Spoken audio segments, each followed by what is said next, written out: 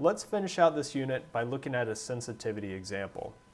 So for the system shown below, we want to calculate the sensitivity of the closed loop transfer function to changes in parameter a. We also want to know how we can reduce the sensitivity. So the first thing we want to do is we want to figure out what is this closed loop transfer function. Because of course here we have our open loop transfer function or our forward gain g, but we want the closed loop transfer function which we're going to call t. So we notice that for our system we have the feedback form. So we can use our block diagram algebra to reduce this to one single equivalent transfer function, or in other words, our closed loop transfer function. So we can say our t of s is going to be g divided by 1 plus g. And so remember, we sort of have this way to simplify if we're dealing with a unity feedback system. In our g in the numerator, we're going to have some numerator divided by a denominator. We're also going to have, of course, same numerator divided by the same denominator for our g down here. If we're going to add 1, then we can say, let's make that 1 denominator over denominator, so we have a common denominator and we can add these two terms. Well, once we do that, we see all of these denominators are going to cancel out, and we're going to be left with numerator over the sum of denominator and numerator.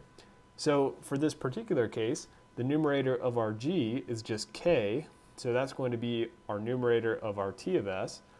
Our denominator is going to be numerator plus denominator, so our denominator term is going to be s squared plus sa, and then our numerator gives us plus k. All right, so now we found our closed loop transfer function. So now we want to find the sensitivity of that with respect to changes in a. So using our equation from the previous video, we know we're looking for sensitivity of t with respect to a. And so that means we now have a divided by t times the partial derivative, let's see if I can do that a little better, our partial derivative of t with respect to a.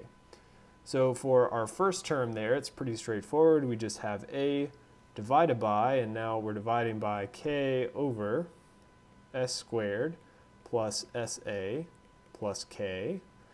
And for our partial derivative term, essentially we have, the only place we have dependence on a is in this term here. So that is currently raised to the power of -1 because it's in the denominator. So we're going to increment that to -2. In doing so, we get the -1 multiplied. We still have the k there. And then we have this whole thing in the denominator, the s squared plus sa plus k, now raised to the power of 2. And now we also need to consider chain rule. So as we're doing chain rule, we're now looking at the derivative of that term specifically with respect to a, which is of course going to give us s, which will also be up there in the numerator. And so we get something that looks like this. And so now we can see a couple things are going to cancel out to simplify this a bit. So our k is going to cancel out with this k, and this s squared plus sa plus k is going to cancel out with one of these two in our squared term there. And our final answer then is going to be that the sensitivity of t with respect to a is equal to -as in the numerator divided by s squared plus as plus k.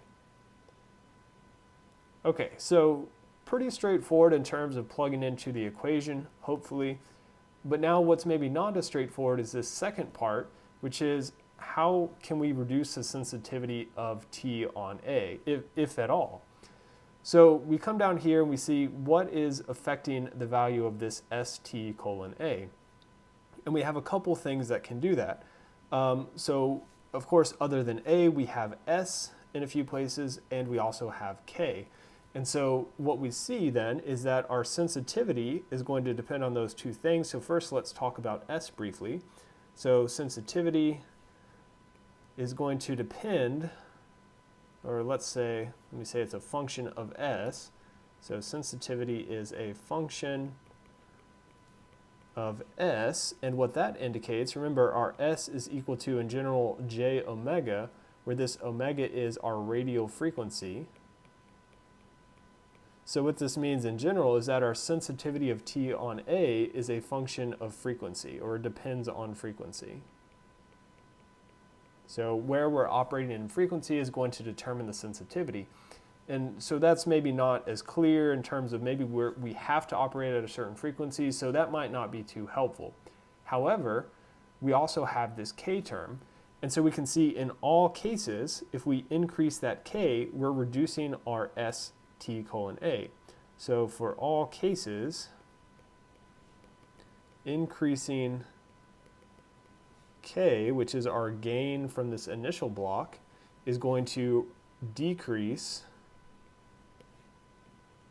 So decreases our S sensitivity of T with respect to A.